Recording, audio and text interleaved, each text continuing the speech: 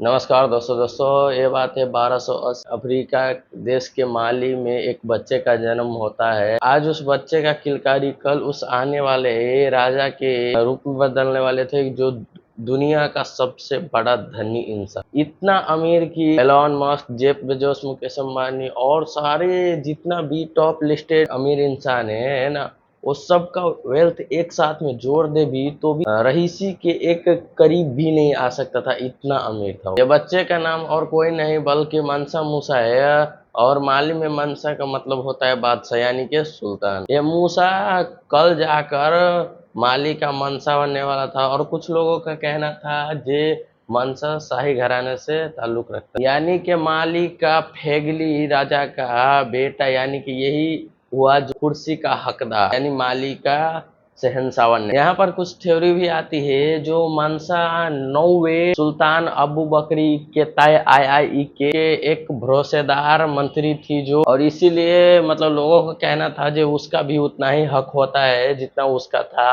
अब ये रियलिटी तो अभी तक इतना सच नहीं माना गया है, लेकिन अभी तक इसका खुलासा नहीं किया गया था इसके बारे में। आओ अब मनसा के सफर पे आ जाते। सन 1312 में सुल्तान अबू बकरी का दिमाग में ये आता है कि क्यों ना इस राज्य को और सा बड़ी राज्य बनाया जाए। और फिर क्या था, उसने उसी बात पे अमल किया और 200 सैनिक जहाज पे भेज दिया और 100 खाने पीने कश्तियों को, यानी कि बोट को उसका ही दूसरे साइड का छोर का पता लगाने भेज दिया, ताकि वो लोग सब उस पार जाकर है ना, जो वहाँ के जमीन सब पर कुछ तो कब्जा करके लाया। लेकिन जैसा सोचा था वैसा वहां पर कुछ नहीं हुआ, और कश्तियों को वहां पर गए हुए कितना दिन बीतने के बाद भी वो कश्ती नहीं वापस आया ना, और कोई इंसान वापस आया। वहां पर लगभग 300 कश्तियों वहां पर गए थे, लेकिन वहां से वापस एक भी कश्ती नहीं आया था इधर लौट के माली के अंदर। बट एक दिन एक कश्ती उसको, राजा को वापस आते हुए दिखती है। उसको एक कश्ती वापस आने से उसका कैप्टन से पूछा गया ये सब हालात का जिम्मेदार कौन है। जब वो कैप्टन ने बताया तो वहां के सब आदमी सब सुन के हैरान हो। वो कैप्टन का मुंह से निकली एक भयानक बात, जो उसने राजा को बताया जी सब का, उसने बताया जी एक भयंकर समुद्री तूफान। उसने बताया जी उसका सारी कश्तियां, सारी खाने पीने के सामान और सभी लोगों को भयानक समुद्री तूफान एक ही बार में अपने अंदर समेट के रख लिया। कैप्टन अकेले कैसे भी कर बच के आया गया, तो वहाँ के सब जानकारी सब उसको दिया वो राजा अबू बकरी आया। और ये सब बात सुन के राजा अबू बकरी आया बहुत निराशा हो गया और सिर्फ हाथ पे हाथ धर के बैठा रहा। और उसका तुरंत ही थोड़े ही दिन बाद ये सभी सिचुएशन थोड़ा कंट्रोल हो गया, तो राजा अबू बकरी आया वहां पर फिर से सोचने लगा उस पार कब्जा कैसे करे। तो उसका ही थोड़ा दिन बाद पर राजा अबू बकरी आया है वहां जाने कर लेती है, लेकिन वहां जाने से पहले मनसा मूसा को पूरा मतलब राज्य का जिम्मेदारी देके जाता है, और सबसे एक इम्पोर्टेंट जिम्मेदारी उसको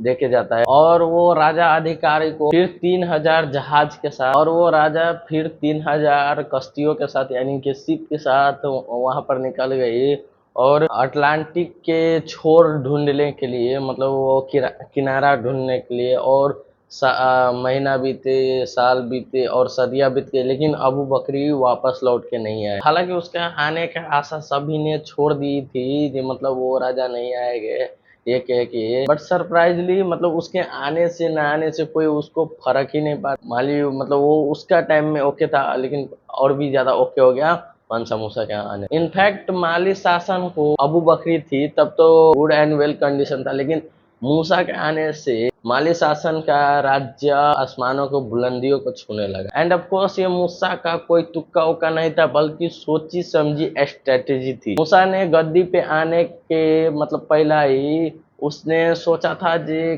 कैसे राज्य को, रेवेन्यू को बढ़ाया जाएगा। उस वक्त का बात है, दो चीज बहुत सिंपल सी जवाब है, दो चीज यानी कि सबसे ज्यादा इंपॉर्टेंट थी मतलब रेवेन्यू के लागी, नमक और सोना। उसने सोचा नमक और सोना को अपने अंडर कर लो, फिर अपने आप ही उसे बेचकर पैसा आता रहेगा। ये करने के लिए ऐसा ही राज्य पे उसने हमला कर दिया, सोने और नमक की खदानों पे, जस्ट लाइक बुम्बुक गोल्ड माइन, जो तभी भी सोना देती थी और आज भी सोना देती है। आइडिजिल अविल तन्हाजा जहाँ से नमक निकलती थी वैसे राज्य सब पे हमला किया और जाहिर सी बात है जहाँ पे मिनरल मिल रहा है वहाँ पर पैसा मिल रहा है और ऑब्वियसली बात है जैसे कि सीधी सी बात है जो राज्य में पैसा आएगा उससे मतलब राज्य का खजाना में बढ़ोतरी मिलेगी। ऑब्वियसली सी बात है राज्य खजाना में बढ़ोतरी आएगी, शहर है ना फलेगा फूलेगा। और ऐसा हुआ भी, जो माली साम्राज्य का राज्य था जो अटलांटिक ओशन से लेके नाइजीरिया रिवर तक और नॉर्थ से साउथ सहारा से फॉरेस्ट ऑफ इक्वेटोरियल अफ्रीका बढ़ गई। मैं बात करूं दोस्तों पहले जमाना के, तो पहले जमाने का राजा सब में आइडियोलॉजी का कमी नहीं था, जो मतलब बहुत बहुत बड़ा बड़ा काम करता था। लेकिन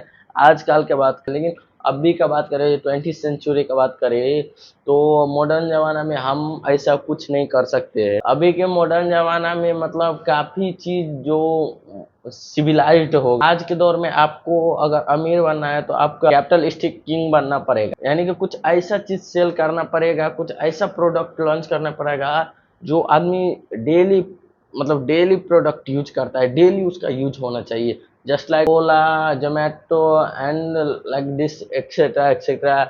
और now let's come to the point. Mansa Musa को एक और चीज थी जो इस राजा के मतलब ऊंचाई पे बैठाए रहे थे, और आजकल ये चीज बहुत सही भी जा रही है आजकल के दौर में। पहले के भी दौर में था, ये अब भी ज्यादा है। धर्म, इस्लाम धर्म ज्यादातर लोग माली का इस्लामिक था, जो लोग इस्लाम थी उसका राज से कोई प्रॉब्लम नहीं थी। पर मूसा के साम्राज्य में कुछ ऐसा भी आदमी थे जो इस्लाम का नहीं मानते थे, जो इस्लाम का बिलीव नहीं करते थे। उन्हीं लोगों में से था एक बुमुक मिनरल्स का। उन्होंने मनसा मूसा के धर्म पे, उसने मनसा मूसा को धर्म को विद्रोह किया, क्योंकि बुमुक मिनरल्स का धर्म खतरे में मतलब नजर आती हुई दिखी, क्योंकि मनसा मूसा विशाल सेना के आगे में वो थोड़ी न टिक पाते। और ऐसा हुआ भी, मनसा मूसा मतलब जो विद्रोही पार्टी का था उसमें चला गया, लेकिन उसने किसी को भी नहीं मारा था। उसने ये छोटी सी बात समझ ली, जो मतलब मेरे को ये शासन बचाना है, अगर शासन पे रहना है तो मेरे को धर्म लेके चलना ही हो। जाहिर सी बात है जो मतलब माली इस्लाम रिलीजन होने के कारण से एक्सेप्ट नहीं किया उस चीज को। तो मनसा मूसा ने सोचा कि मैं इस चीज को एक्सेप्ट नहीं करूंगा, इस चीज को मैं मतलब बढ़ोतरी नहीं दूंगा, और वहाँ हर एक धर्म का छूट मिल गई। ये आप कोई धर्म से हो तो वही रखो, बदलने की जरूरत, यानी कि उस राज्य का सभी लोगों को, बट उसका ही राज्य का बल कि उसका ऐसा आज आसपास का सभी राज्य थे उस वक्त सारी राज्य इस्लाम राज्य को अपने अलियम मानते थे। माली कंट्री तब भी और अब भी इस्लामिक कंट्री है, और जाहिर सी बात है जब माली कंट्री को किसी के साथ दुश्मनी नहीं थी, वहाँ पर कुछ क्षतिपूर्ति नहीं होगी, उसका इकोनॉमिक्स बढ़ेगा। और ऐसा ही हुआ जब मनसा मूसा अपने कंट्री का इकोनॉमिक्स एकदम आसमान के ऊंचाई के बुलंदियों पर लेके चल गई। पहला तो उन्होंने किया, तो पहले सारी कंट्री में टैक्स लगाया वो सब चीज, और दूसरा ट्रिब्यूट किया। माली साम्राज्य मेनली 3 रीजन से चलती थी, गोल्ड यानी कि सोना, नमक, और एक टाइप का फ्रूट होता है कोला। इनफैक्ट गोल्ड का कीमत तब भी और आज भी सेम है, और माली अफ्रीका के 4th लार्जेस्ट एंड वर्ल्ड के 13 लार्जेस्ट गोल्ड प्रोड्यूसर है। और माली उस टाइम में भी यूरोप एंड मिडल ईस्ट का गोल्ड बना रहे थे। पर इससे आप लोग ऐसा नहीं समझ, बल्कि माली में मनसा मूसा के ऐसा कोई सोना का खदान थी ही नहीं। मनसा मूसा का जिंदगी तब भी और आज भी इतना अमीरी नहीं था। तो फिर सवाल आता है जब मनसा मूसा को यहाँ पर फायदा कैसे मिलता था। तो और ऐसा कहा जाता है जब पूरा माली साम्राज्य मतलब टैक्सी पे चलते थे, जो उसने सोने का और नमक सब पे जो टैक्स लगाई थी उस पे चल रहा, और इसीलिए मनसा मूसा को कभी भी इस खदानों सब पर मतलब कब्जा करने के जरूरत ही नहीं पड़ रहा था, क्योंकि वो टैक्सी से उतना पैसा आ रहा था उसको। मनसा मूसा ने इस खदान को एकदम सीक्रेटली छुपाया था, इसका लोकेशन को। माइनस कमिटी अपने सोने मिडल मैन को बेचती थी, को जो अपने जरूरत के चीज से बदलते थे, और ये सूडानी बाहर वाले ट्रेड्स को बेचते थे। इसी वजह से आज तक मतलब वो उस लोकेशन का पता नहीं लगने दिया था उस जमाने में। दूसरा है नमक और कोला फ्रूट, जो इकोनॉमिकली हेल्प करता था उसका। और ये नमक वो कोई खास नमक ही नहीं जो आजकल हम लोग खाते हैं अपने खाना में, वही नमक था, और इसीलिए उस वक्त नमक की कीमत सोने से कम नहीं थी। और दूसरा, सहारा जैसे प्लेस पे खाना बनाने में ये चीज बहुत काम आती थी। और दूसरा, कोला फ्रूट एक ऐसा फ्रूट है जो आपको पानी का प्यास रोकता है, इसीलिए उसका कीमत उसका ही बराबर था। और ये दोनों चीज का बिजनेस काफी ज्यादा बढ़ रही थी। और ऐसा हुआ भी, जो जिन चीज का मार्केट में ज्यादा डिमांड है उस चीज पे मतलब मूसा ने टैक्स लगाई थी, और जितना सोचे उससे ज्यादा हैवी टैक्स लगाई थी। मनसा मूसा ये तीन चीज का दम पे है ना, इतना मतलब अमीर इंसान बना था। और आप सबको एक बात और सोचाती होगी, जे मतलब वेल इसका रहीसी काम चीज हज के यात्रा पर देखी थी, मतलब 96 किलोमीटर में इसका अमीरी का इतिहास देखा गया। तो रहीसी कितना होगा, तो मैं बता दूं आप सभी को, जो इसका रहीसी का मतलब हो गया इनकैलकुलेबल, मतलब जो कभी भी कर नहीं सकता उतना था इसे। और बाकी मुसलमानों की तरह ही मनसा मूसा अपने हज की यात्रा पर निकल गए, और सन 1324 में इसने अपने हज की यात्रा शुरू की। और वो अकेले नहीं निकले थे हज की यात्रा पर, बल्कि उसके साथ इतना आदमी निकला था, जो आज आदमी सब उसका चर्चा करते हैं, उसका बात करते हैं ना। ये इतना बड़ा हज की यात्रा मतलब किया था, जो कोई सोच भी नहीं सकता। सो वेल, आप लोग गेस करना चाहोगे तो आप बताओ, आपको लगता है क्या 5,000, क्या 10,000? नहीं, पूरी की पूरी 60,000 आदमी थे, जिसमें 12,000 उसका सिर्फ गुलाम ही थे, जिसका सिर्फ काम थे, ये मतलब 12,000 आदमी का काम थे जो सोने वाले बक्सा को अपने कंधे पर और लेके चलना, और 8 ऊंट इसके कंधे पे सोने के पाउडर से मतलब लादा हुआ बॉक्स मिला था। यानी कि मतलब ये सब सोना इसलिए लेके गया था क्योंकि बीच बीच रास्ता में जहां जहां वो रुके, तो वहां पे सब चैरिटी के लिए 2,000 किलो सोना सिर्फ इसने डिस्ट्रीब्यूट किए थे। और जैसे कि मनसा मूसा जहां जहां बढ़ते गए, वहां वहां पर मतलब सोना सब बांटते बांटते गए सभी आदमी को। इस एक लंबा जहां भी इसका काफिला शुक्र है। इसके अलावा इसका काफिला जहां जहां भी रुकता था, तो वही जगह पे मतलब मस्जिद सब बना देते, समथिंग स्कूल बना देते, और सोशल सर्विस करने वाला चीज सब वहाँ वो सब बना। और हज की यात्रा के दौरान मतलब सहारा में उसको धूल से प्रॉब्लम हो रही थी उसको और उसका बीवी सबको, तो उसने उसी जगह पे इमिग्रेशन सिस्टम बना दी। और मानसा मूसा ने मेक्का, मदीना और भी जगह पे, हर जगह पे 2,000 किलो सोना सिर्फ बांट दिया। हालांकि आप लोग सोचते होंगे जो मतलब ऐसा मतलब तो सभी राजा देते होंगे, मतलब ऐसा दान पुण्य सभी राजा। उसके बाद सोने का दाम का क्या हो गया, इतिहास में अभी तक जिक्र नहीं किया गया है। और इतिहास में ये पहली बार हुआ जो किसी का दान पुण्य करने से इतना बड़ा हाइपर इन्फ्लेशन।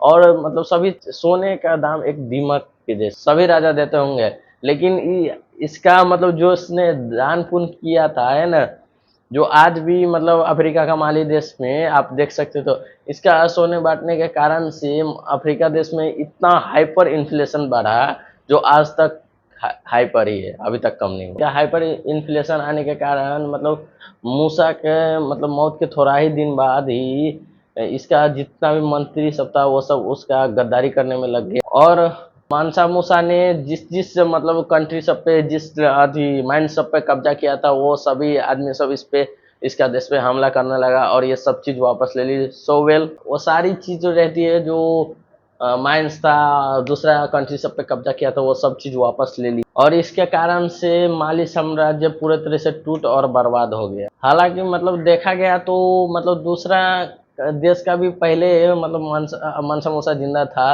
तो दूसरा देश का खजाना भी इसका पास था, लेकिन मनसा मूसा के मर जाने के बाद थोड़ा ही दिन बाद उसका जितना भी इकोनॉमिक्स था, मतलब खजाना वजाना सब दूसरा कंट्री के पास चला गया, और हमले करने का कोई तरीका नहीं था, इसलिए माली साम्राज्य यहाँ पर अमीर नहीं हो सका। अब वेल, आप लोग मेरे को बताओ जे ये वीडियो आपको कैसा लगा। अगर वीडियो इंफॉर्मेटिव लगा तो नीचे सब्सक्राइब का बटन है, सब्सक्राइब कीजिए, और ऐसा ही और वीडियो देखने के लिए हमारे चैनल को सब्सक्राइब किया। और इससे पहले भी मैंने एक वीडियो बनाई थी, जो जस्टिस फॉर दिवाकर सा, जो नेपाल का घटना है जलेश्वर का, आप लोग लिंक मैंने डिस्क्रिप्शन में दे रखी है, आप लोग जाकर देख लो।